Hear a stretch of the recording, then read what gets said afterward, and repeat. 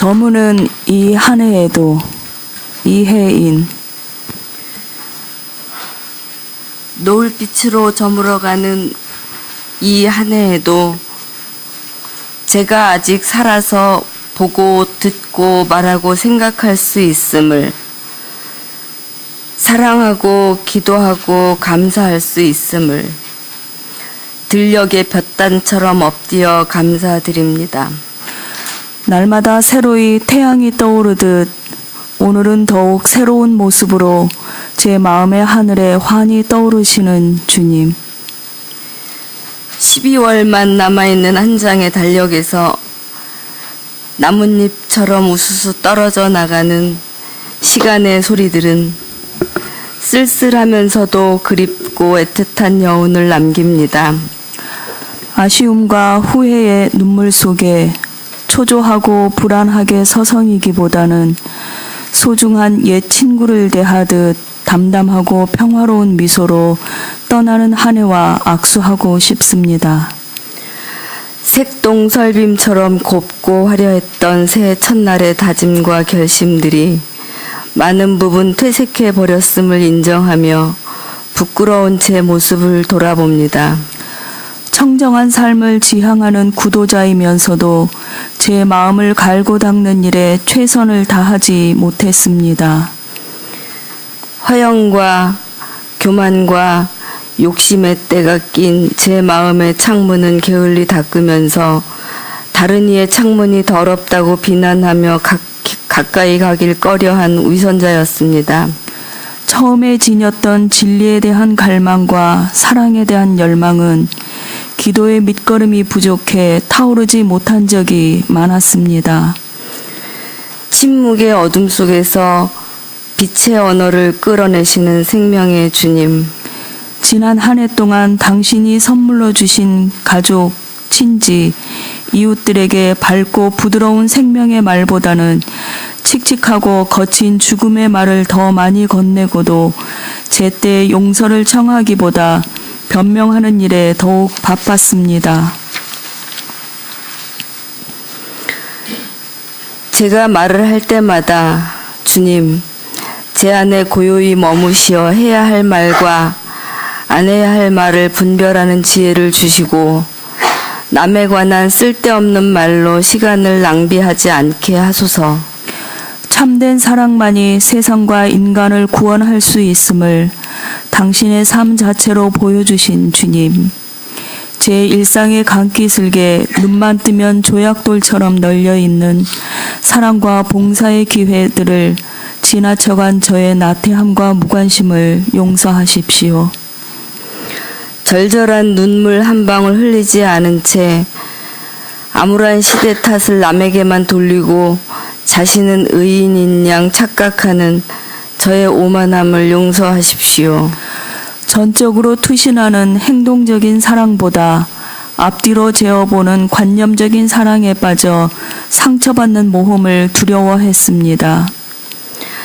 사랑하는 방법도 극히 선택적이며 편협한 옹졸함을 버리지 못한 채로 보편적인 인류애를 잘도 부르짖었습니다. 여기에 다 나열하지 못한 저의 숨은 죄와 잘못들은 또 얼마나 많습니까?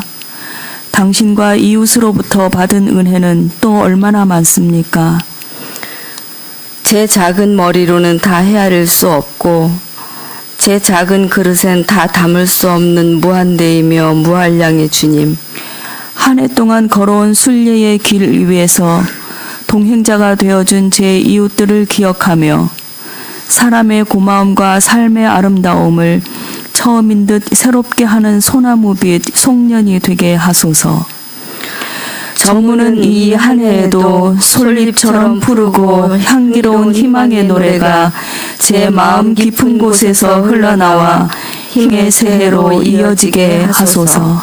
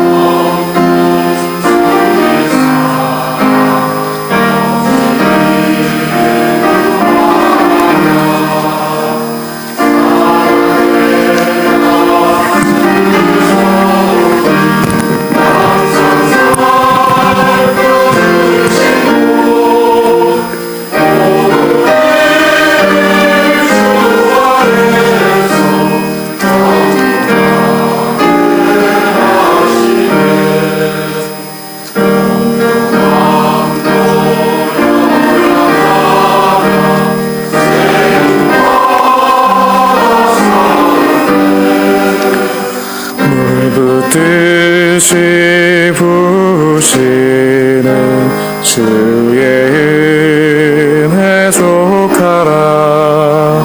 사랑 없는 거리에 나 험한 산길에 맬 때 주의 손을 굳게 잡고 찬송하며 가리라. 주님 다시 배울 날이 날로 날로 다가와 무거운 짐 주께 맡겨 벗을 날도 멀잖네. 나를 위해 예비하신 고향 집에 돌아가 아버지의 품 안에서 영원토록 살리라.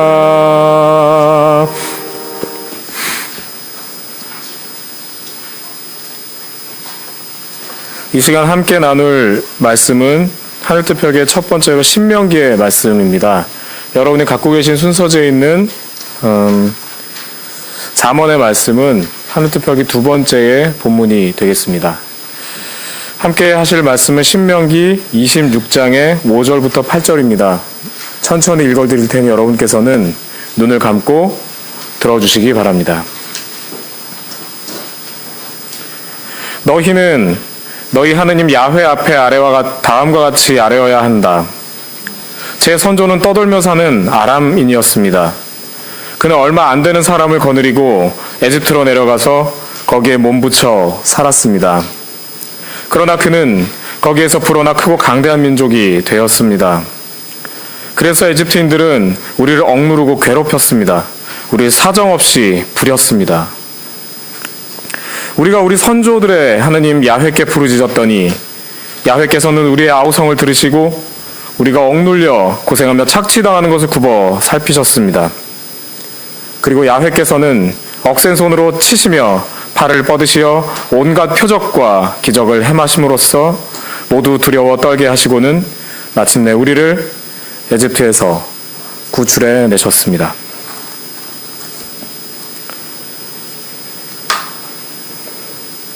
이제 눈을 떠서 저를 봐주시겠습니까? 네, 이 자리에 서면 저 뒤에 있는 시계가 굉장히 크게 잘 보입니다. 평상시에는 하늘특별기를 여기서 할 땐, 제가 예정된 시간을 잘하고 있는가를 이렇게 이렇게 용도로 보곤 하는데요. 오늘은 특별히 2014년이라는 시계가 이제 약 37분 정도 남았다는 것을 보게 됩니다. 여러분, 한 해 마무리하는 지금 아마 여기 오시면서 지금 여기는 명동의 매우 변방이기 때문에 비록 좀 조용합니다만 아마 저 명동성당으로부터 저기 명동 입구의 그 중앙 거리에는 거의 뭐 가만히 서 있어도 그냥 사람이 인파에 떠밀려서 다닐 만큼 사람이 많지 않을까 싶고요. 뭐 여기저기에 그렇게 뭔가를 지금 시간을 기념하고 또 새해를 다가오는 시간을 설렘으로 맞이하려는 움직임이 많을 것 같습니다. 여러분, 아까 인사를 서로 이렇게 옆에 계신 분과 이렇게 얘기 나누면서 나누었겠습니다만 지금 한번 다시 좌우에 뒤에 계신 분을 한번 천천히 한번 바라봐 주십시오. 그리고 한 해 이후여를 막론하고 한 해를 열심히 사셨던 여러분 모두에게 서로 이렇게 눈인사와 수고하셨다는 격려의 인사를 눈으로 나누셨으면 좋겠습니다.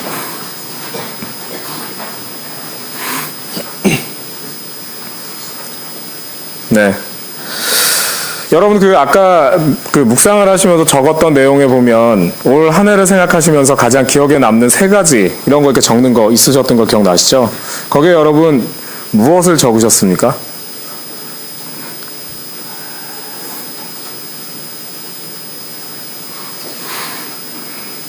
이렇게 질문하면 분명히 조용하실 거라고 생각했기 때문에 전혀 당황스럽지 않습니다. 네. 무엇을 적으셨습니까?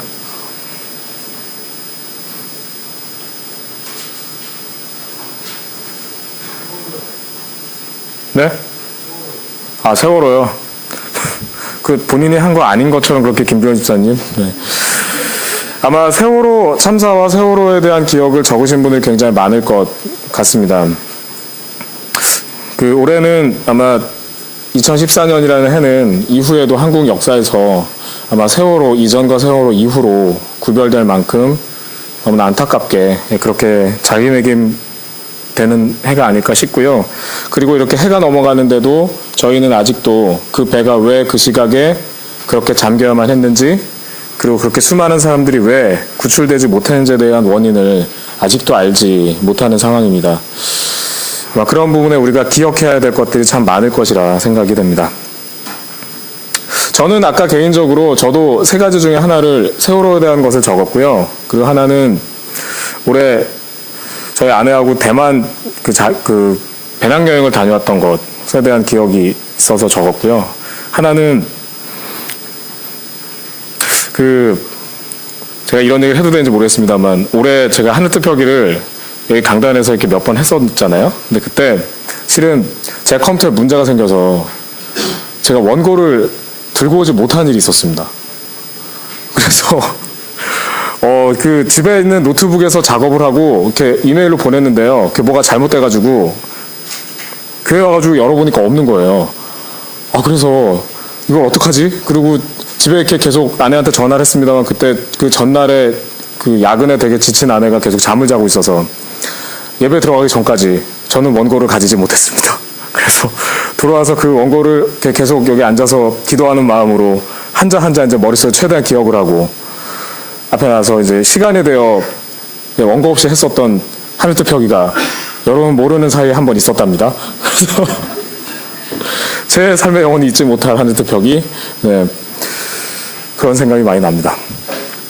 그렇게 아마 어떤 거는 되게 즐거운 일로, 어떤 건 되게 안타까운 일로, 어떤 거는 좀 전에 말씀드렸던 그런 되게 실수, 그런 일로 아마 여러 이런저런 일들이 아마 기억에 많이 있으실 겁니다.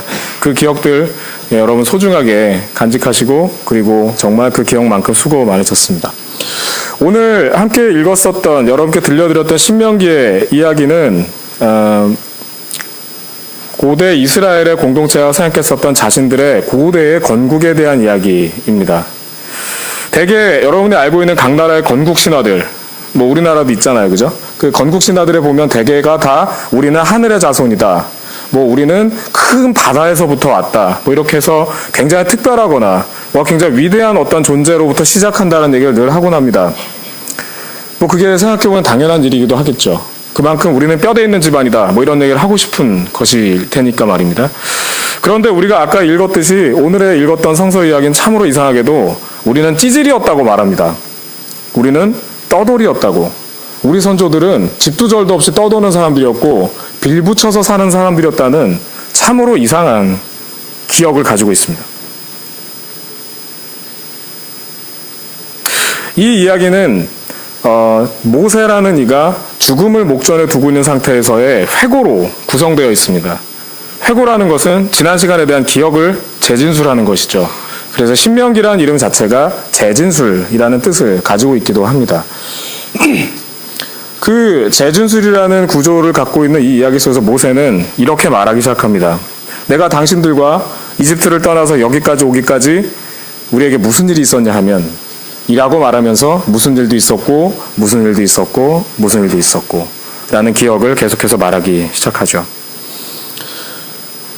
아까 처음에도 한 해를 이제 마무리하는 시간에 기억이라는 얘기를 다뤘습니다만 기억이란 과연 무엇일까요? 오늘 제가 안내하는 성서학당 오전반에서요, 연말 모임으로 오늘은 공부를 땡땡이 치고, 아니죠, 저희가 야외, 아까 뭐라고 하셨죠?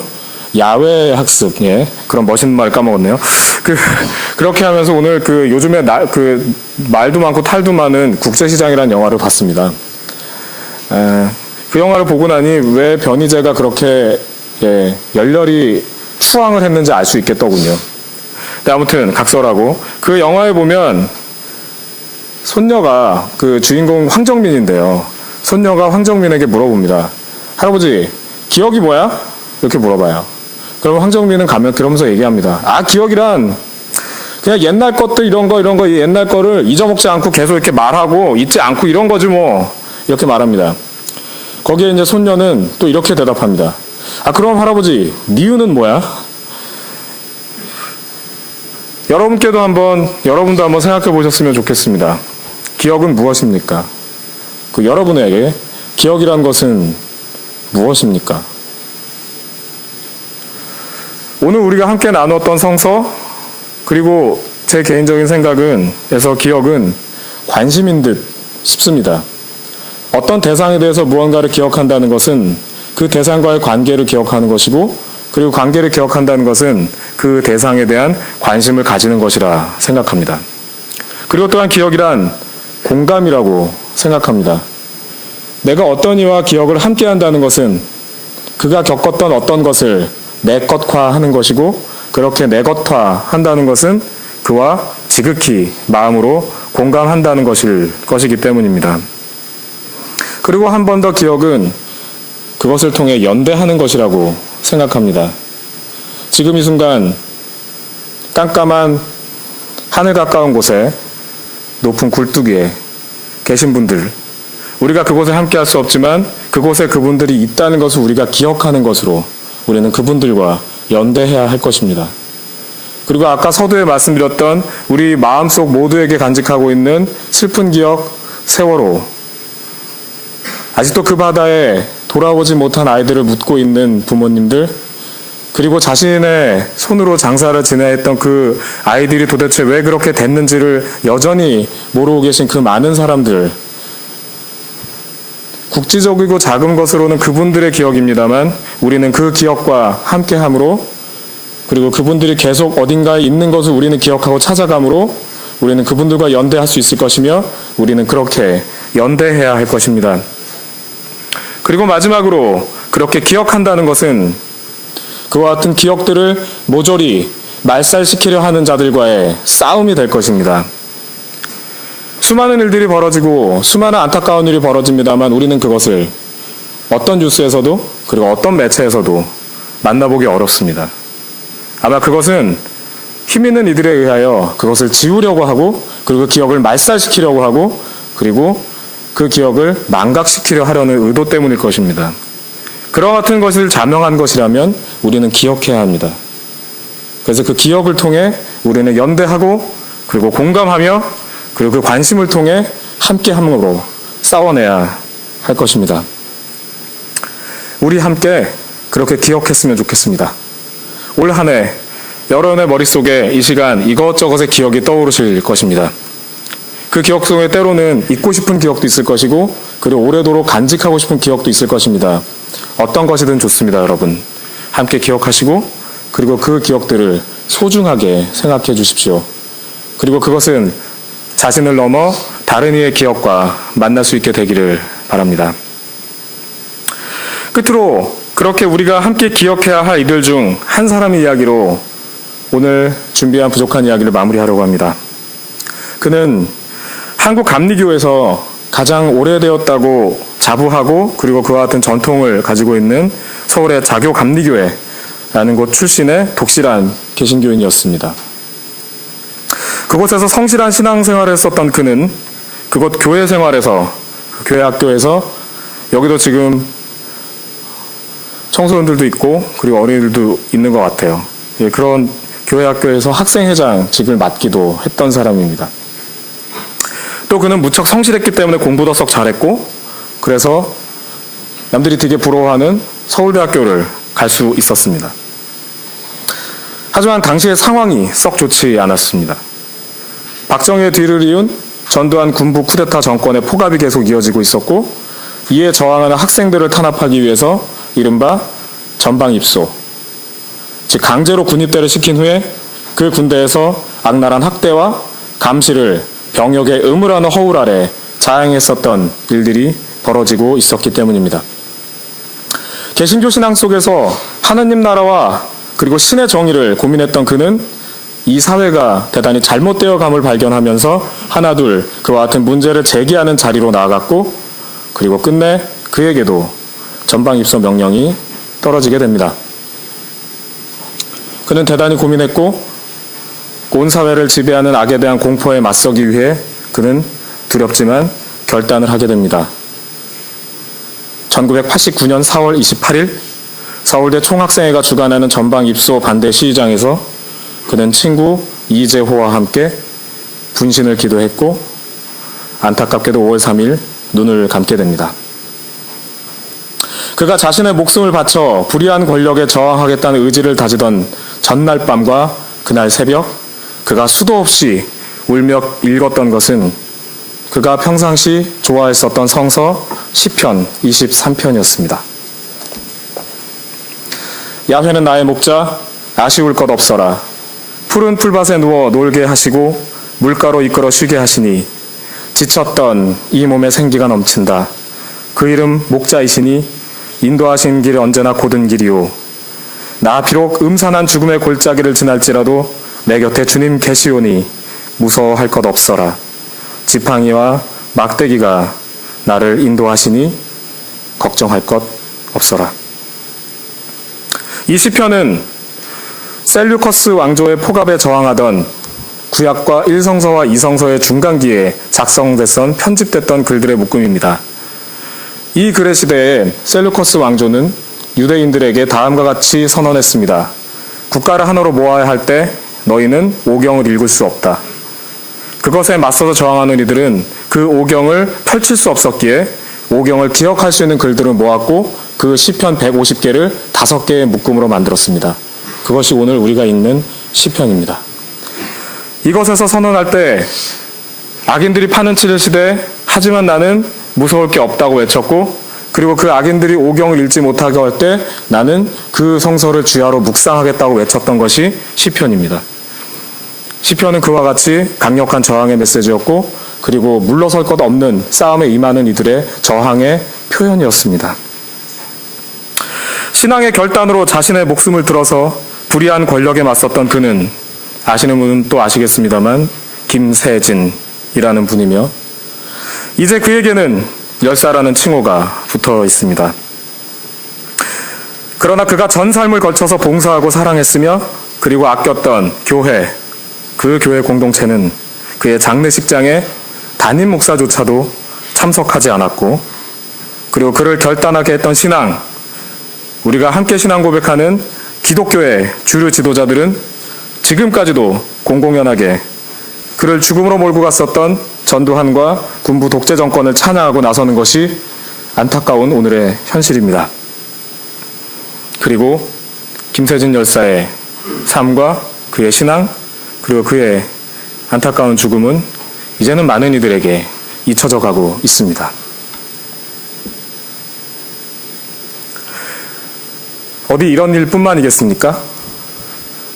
한국의 많은 역사의 삶의 자리에 그리고 올 한 해의 많은 자리에서도 그렇게 안타깝고 너무나 안타까운 일들이 많지 않았습니까? 그리고 어느 틈에 우리도 잊고 있지는 않습니까? 여러분, 기억합시다. 기억을 통해 우리 서로 관심하고 그리고 공감하며 그리고 연대를 통해 잊기를 강요하고 망각을 강요하는 일체의 세력들과 함께 싸워갑시다. 우리 기억합시다. 함께 나누고자 준비한 이야기를 마무리하며 김세진 열사가 시편 23편을 읽으며 목 놓아 불렀던 생전에 그가 가장 좋아하던 찬송가 549장 내 주여 뜻대로를 우리 함께 불렀으면 좋겠습니다. 찬송가 549장입니다.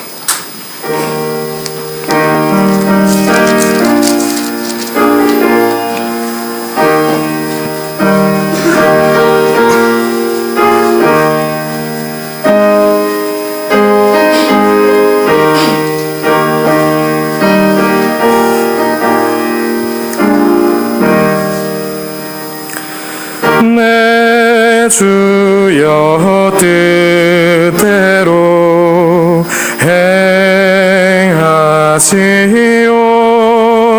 행하시옵소서. 온 몸과 영혼을 다 주께 드리니 이 세상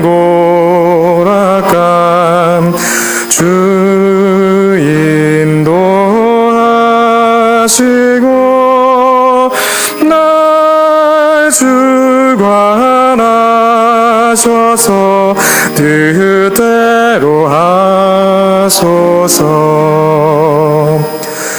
내 주여 뜻대로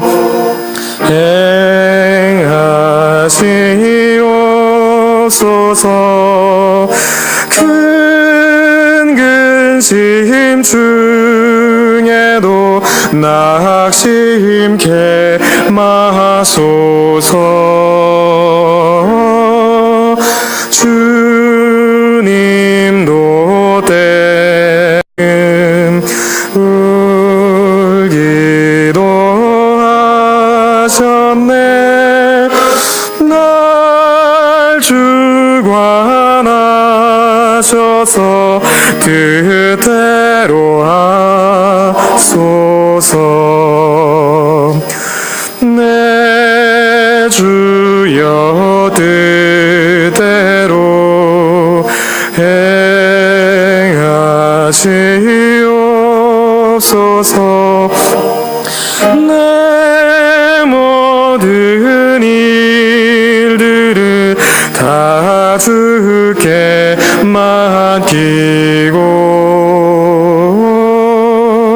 저 천성 향하여 고요히 가리니 살든지 죽든지 뜻대로 하소서.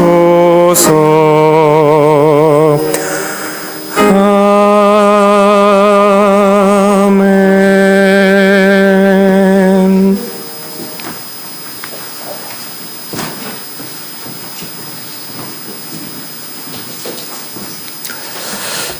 네, 짤막하게 전도서 말씀 잠깐 묵상하고 바로 이어지는 시간으로 가겠습니다.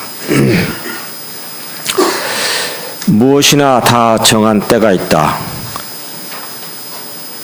하늘 아래서 벌어지는 무슨 일이나 다 때가 있다. 낳을 때가 있으면 죽을 때가 있고 심을 때가 있으면 뽑을 때가 있다. 죽일 때가 있으면 살릴 때가 있고 허물 때가 있으면 세울 때가 있다. 울 때가 있으면 웃을 때가 있고 애곡할 때가 있으면 춤출 때가 있다. 연장을 쓸 때가 있으면 써서 안 될 때가 있고 서로 껴안을 때가 있으면 그만둘 때가 있다.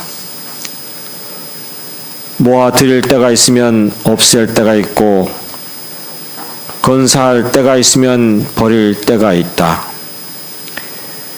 찢을 때가 있으면 기울 때가 있고 입을 열 때가 있으면 입을 다물 때가 있다.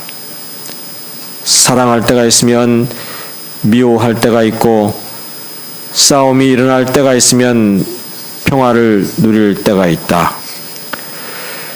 그러니 사람이 애써 수고하는 일이 무슨 소용이 있겠는가?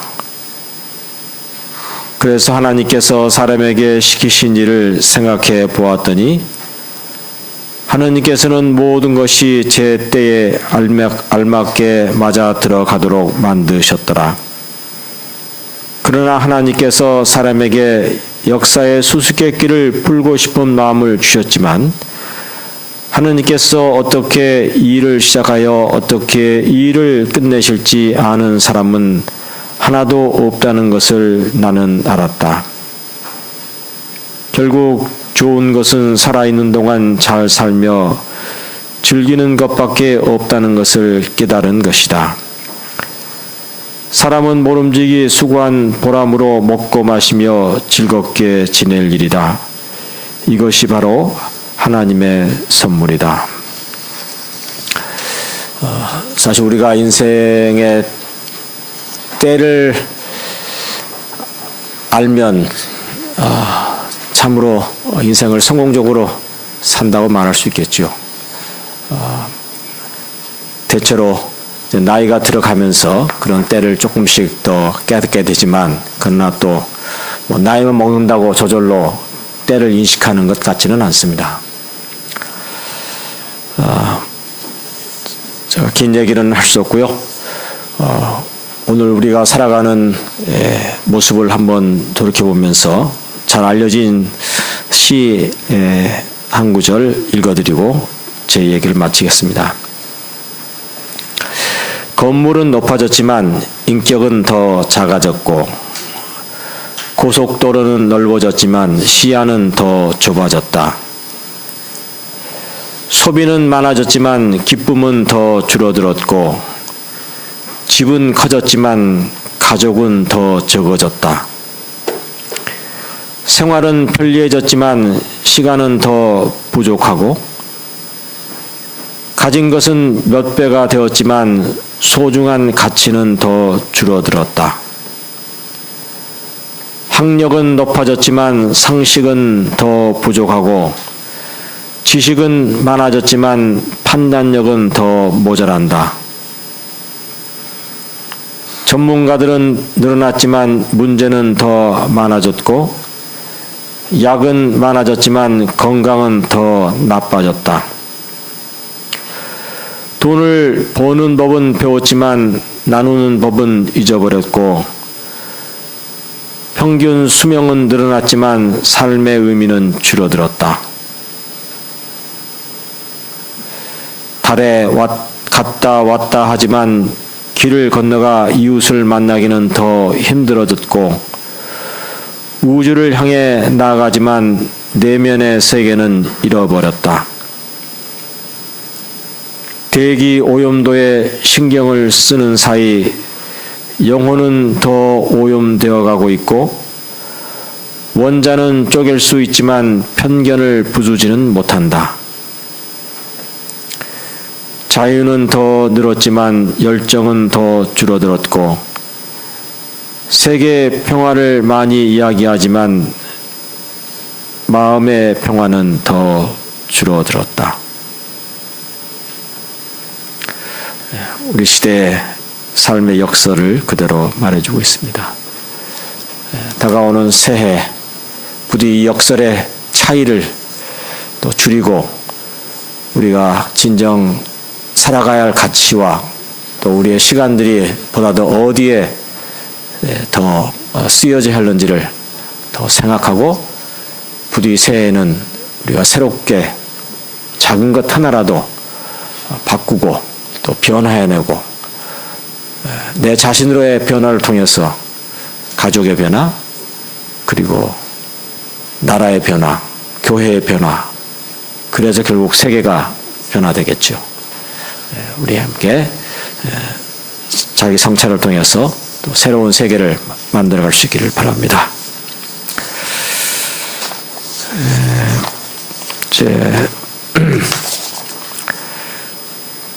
새해 기도, 우리 담당자 나오셔서 이제 새해 기도를 읽고 우리 하겠습니다.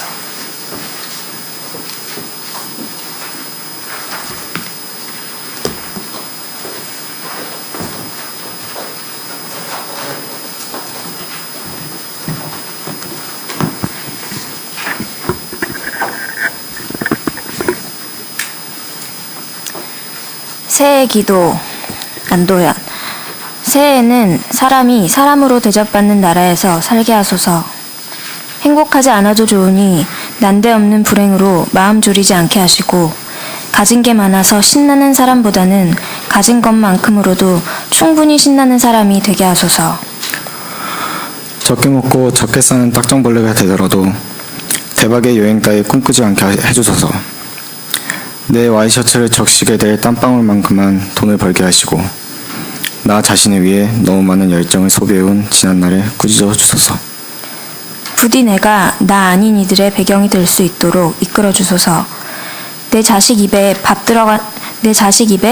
들어가는 것만 바라보던 이에게는 남의 자식의 구멍난 양말을 볼 수 있는 눈을 주시고, 내 말을 늘어놓느라 남의 말을 한마디도 듣지 못하는 이에게는 파도 소리를 담는 소라의 귀를 주소서. 백지장처럼 맑고 높은 정신으로 이 풍진 세상을 견디게 하소서.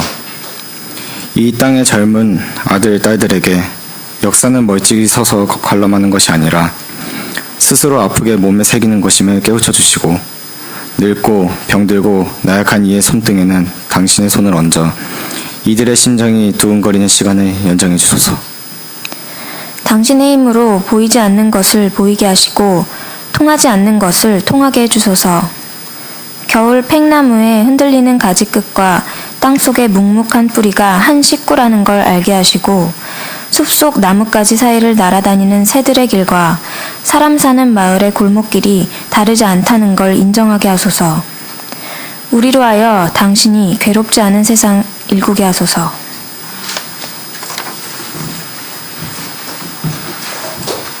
찬송가 552장 부르시면서 여러분이 가운데로 나오셔서 여러분 받으신 초가 있고요. 초를 불을 붙이셔서 여기 쭉 불러서서 축구하고